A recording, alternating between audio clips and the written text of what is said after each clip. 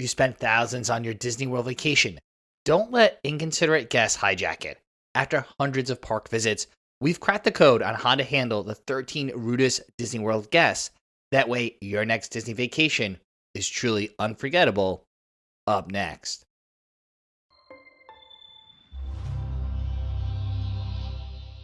Welcome aboard. I'm Don B from Eat, Sleep, Disney, and we've all experienced it. You're patiently waiting in a 90-minute line when someone breezes past saying, "Excuse me, my family's up ahead." And of course, they keep going and going all the way to the front. While legitimate bathroom breaks do happen, many people abuse this loophole to cut lines. Remember, line jumping can actually get people banned from Disney World.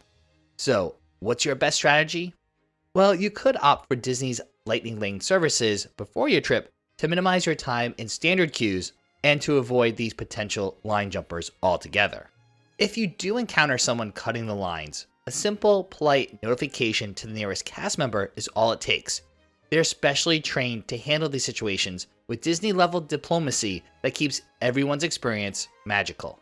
You're floating through the Pirates of the Caribbean when suddenly, flash, someone ignores the rules and blinds everyone, revealing all the behind-the-scenes magic. Beyond ruining the immersive experience, it's explicitly prohibited at the start of the attraction. To protect yourself, always sit a few rows away from obvious rule breakers who already have their camera out and don't look like they're paying attention. If the flash goes off anyway, close your eyes briefly to maintain your night vision. And remember to keep your own flash off so you're not accidentally that person. We always recommend ensuring your flash is off before you even enter the park and double check before boarding any ride vehicle. Listen, we get it. Everyone's feet hurt, everyone's tired, and everyone paid a lot of money to be here. But some people take out their frustration on cast members. Not only is this behavior unfair to staff who work incredibly hard, but it creates a negative atmosphere for everyone nearby. The solution? Give these situations wide berth. If you're in line near someone berating staff, create distance or strike up a positive conversation with other guests to shift the energy. Even if you have a legitimate complaint, it's important to be respectful to cast members when you bring it to their attention. Oftentimes, you'll find they're more willing to help and even sprinkle some extra pixie dust if you're kind. If you've waited an hour for the perfect parade spot, suddenly the dad right in front of you hoists his child onto his shoulders, completely blocking your view. While not against Disney rules, it is inconsiderate of everyone behind them who also paid to see the show. Your strategy? Arrive early for parades and fireworks to secure front row viewing, or look for naturally elevated spots. If someone does block your view, polite "excuse me, would you mind if your child stood in front instead? We can't see," often works wonders. We've also found that simply having dad hold the kiddo provides high enough vantage point for them to see over the crowds without blocking everyone's view behind them. Disney's crowded walkways require a flow, but sudden stoppers slam on the brakes without warning, causing human traffic jams and near collisions. While sometimes necessary, there's a right and wrong way to pause.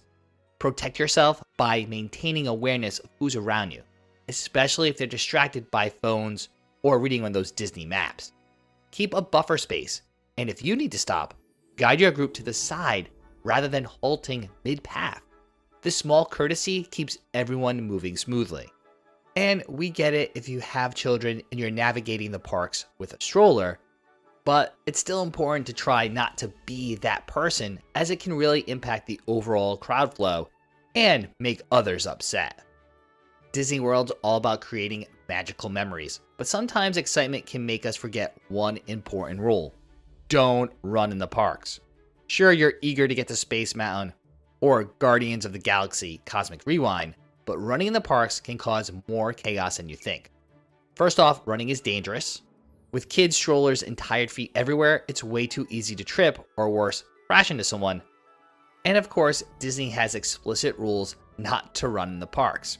So if you see runners approaching, quickly guide your group to the side and maintain a protective stance. For parents of small children, holding hands becomes essential in busy areas or during early entry and rope drop. to prevent collisions. Remember, the magic isn't going anywhere. Walking briskly gets you where you need to be, and you'll still enjoy the experience without the risk. Similar to runners, but with wheels, individuals with strollers or ECVs, there are some who navigate the crowds like they're at a Grand Prix. While most operators are careful, some forget the responsibility that comes with wheel transportation in packed areas. Keep your toes safe by maintaining awareness at bottleneck points where these vehicles tend to accelerate. If you're pushing a stroller yourself, remember the walking pace rule and announce turns with "excuse me" to model proper park etiquette. And we understand the impulse to forget the crowds and do what you need to do to get where you need to go, but running into people with a stroller or ECV isn't the way to do it. So keep your eyes up and treat the streets of Disney like the roads. Listen, we get it. You've ridden Haunted Mansion 50 times and know every word, but reciting the script out loud ruins the experience for first-timers beside you. This enthusiasm, while coming from a place of Disney love, can spoil magic moments for others experiencing them for the first time. If you're seated near a loud reciter, a gentle, "Hey, it's my child's first time experiencing this ride," usually quiets them down. For popular attractions, request a front row where you are less likely to hear others narrating behind you. As Disney has expanded alcohol availability, some guests forget it's still primarily a family destination. You'll find these overindulgers most often at Epcot, especially during festivals. While adults deserve to enjoy themselves, excessive celebration impacts everyone's experience. So, to avoid those party animals, park hop strategically. Visit Epcot early in the day before the party atmosphere builds. Or avoid World Showcase after 4 p.m. during festivals if you're traveling with children. Epcot also tends to get busier on the weekends, so consider visiting during the middle of the week. And of course, if you're enjoying some of the libations, always keep hydrated and pace your own enjoyment responsibly so you don't become part of the problem. By day 3, your feet are sore and your ankles are killing you, but some guests take every opportunity to sit on floors, in walkways, and in pre-show areas, creating obstacles and congestion. While understandable, this behavior impacts traffic flow and can create safety hazards. Your vacation-saving hack? Research and schedule dedicated break times at air-conditioned shows with actual seating. Download the park map or use that My Disney Experience app to identify rest areas, and invest in ultra-comfortable footwear that prevents you from becoming a sitter yourself.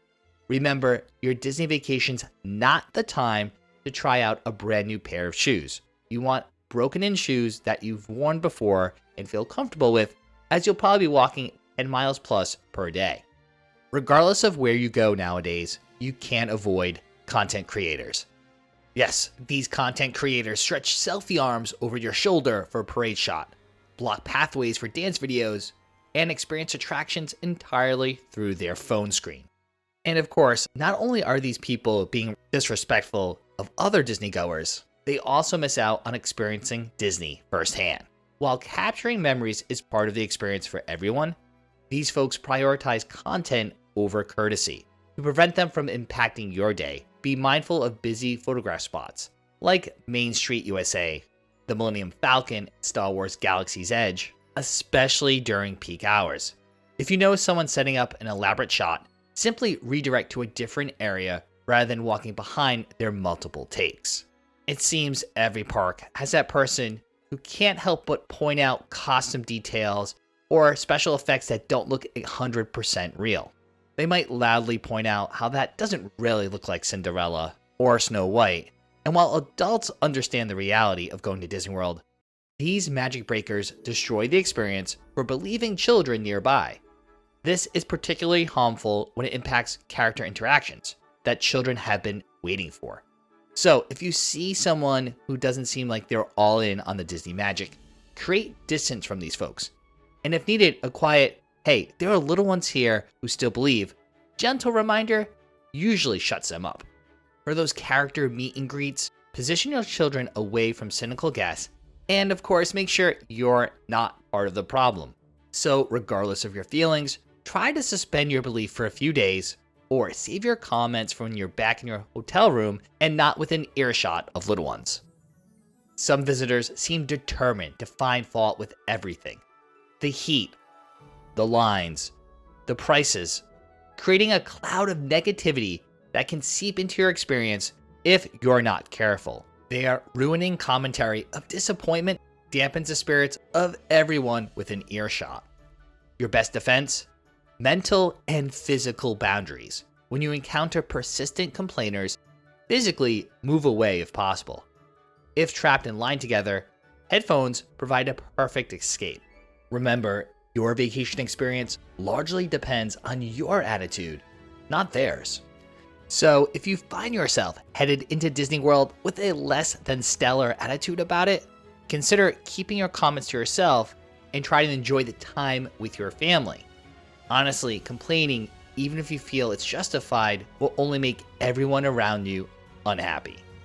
Of course, not knowing how to avoid the rudest Disney World guests is only one of the frequent Disney World mistakes we still see individuals making. Well, to help you stay one step ahead of everyone else in the parks, we put together our expert insider tips and tricks for making the most of your time in Disney World.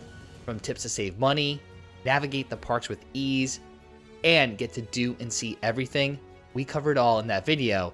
That way, your next Disney vacation is truly unforgettable.